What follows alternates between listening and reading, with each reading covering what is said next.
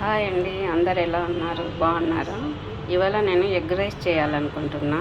దానికి కావాల్సినవి ఆనియన్ అండి, పెద్ద ఆనియన్ 2 తీసుకున్నా, కొత్తిమీర, కొంచెం చిన్నది టమోటా, పచ్చిమిర్చి ఒక 3 తీసుకొని ఇలా పీసెస్లా కట్ చేసుకున్నా, ఆయిల్, కారపొడి, salt, coriander powder, egg masala, అంతే అండి. ఇప్పుడు ప్యాన్ పెట్టుకున్నానండి, వేడెక్కింది. కొంచెం ఆయిల్ వేస్తున్నా, 1 స్పూన్ ఉంటుంది.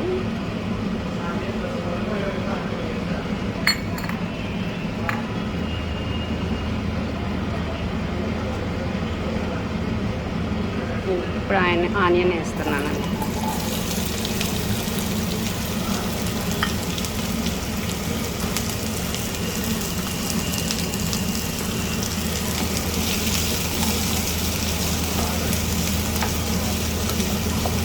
పెద్ద సైజువి 2 తీసుకున్నానండి ఆనియన్స్. ఒక ముగ్గురు తినచ్చు ఇది రైస్తో.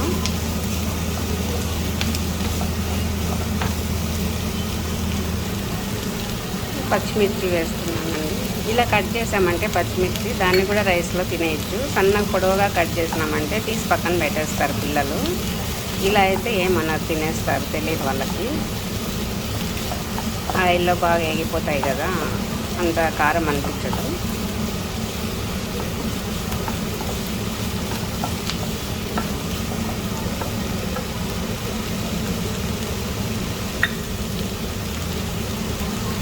టమోటా కూడా వేస్తున్నానండి.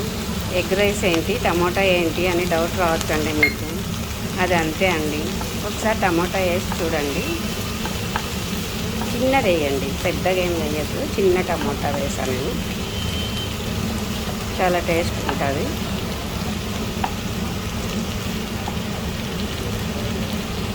చాలా సింపుల్గా, ఈజీగా ఒక 10 మినిట్స్లో అయిపోతుందండి.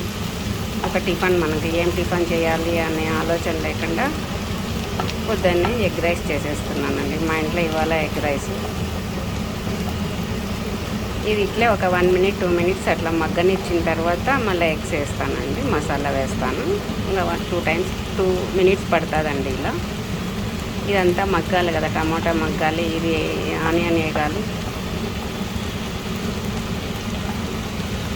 సాల్ట్ కూడా ఇప్పుడు వేయలేదండి, మళ్ళీ వేస్తాం. ఇక్కడ మగ్గాయ చూడండి. ఇప్పుడు సాల్ట్ వేస్తున్నా. అన్నీ ఒకేసారి వేసేస్తానండి.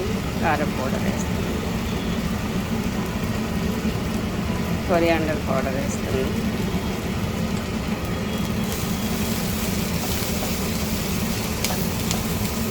ఎగ్ మసాలా ఒక 1 మినిట్ ఉండి వేస్తానండి. ఇప్పుడే వేయను, 1 మినిట్ తర్వాత ఎగ్ మసాలా వేస్తాను.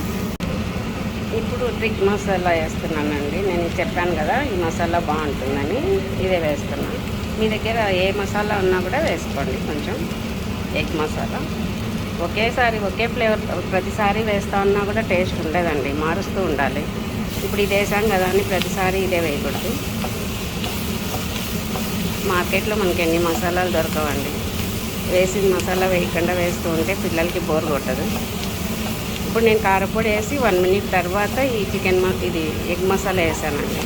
ఎందుకంటే ఈ ఆనియన్స్ అన్నీ బాగా టేస్ట్ వస్తాయండి.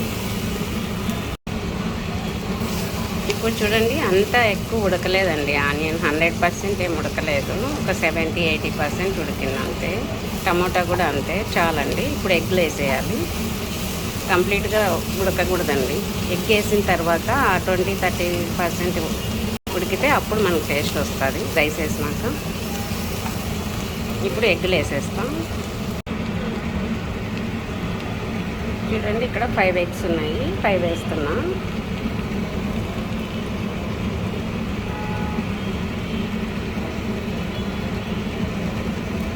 ఇవి కాసేపు అట్లే పెట్టేయాలండి, కలబెట్టకూడదు. తర్వాత కలబెట్టాలి. ఇప్పుడే కలబెడితే చెదిరిపోతుంది ఎగ్ అంతా. కొంతసేపు వదిలేసి తర్వాత ఇలా కలబెడతామండి. ఇప్పుడు కలబెట్టాలండి.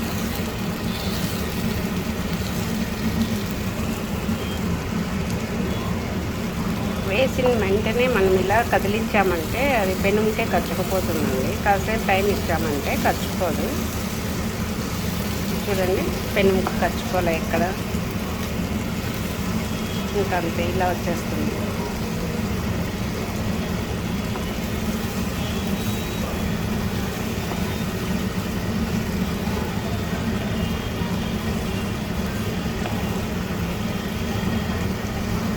చూడండి, టమాటా ఎక్కడ కనిపిస్తుందండి. పచ్చిమిర్చి మనం సన్నగా పీసులు వేసాము, అవి కూడా ఎక్కడ కనిపిస్తున్నాయి. పిల్లలకి ఆనియన్తో పాటు అంతా ఆనియనే అనుకొని తినేస్తారండి రైస్ పెట్టామంటే మనం. ఇప్పుడు అయిపోయిందండి, స్టవ్ ఆపేసా. ఇప్పుడు ఇక్కడ సాల్ట్ వేసాం కదా, ఇక్కడ రైస్లో కూడా సాల్ట్ వేసానండి. కానీ మళ్ళీ రైస్ వేసిన తర్వాత కొంచెం సాల్ట్ వేసి కలిపేస్తే ఆ టేస్ట్ వేరేగా ఉంటుందండి. కొంచెం సాల్ట్,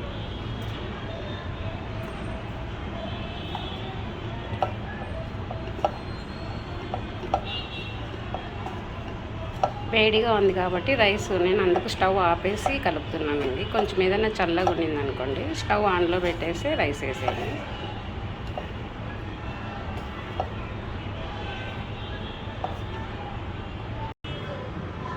ఇప్పుడు చూడండి, ఇక్కడ టమోటా కనిపిస్తుందండి, సన్నగా కట్ చేశాను నేను.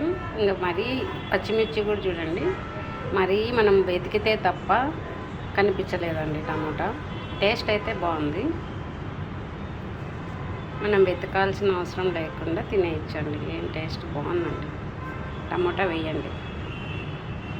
టమోటా రైస్ రెడీ అండి. చూడ్డానికే కాదండి, టేస్ట్ చూస్తే కూడా చాలా బాగుందండి. ఒకసారి ట్రై చేయండి. బాయ్ అండి, నెక్స్ట్ వీడియోలో కలుద్దాం.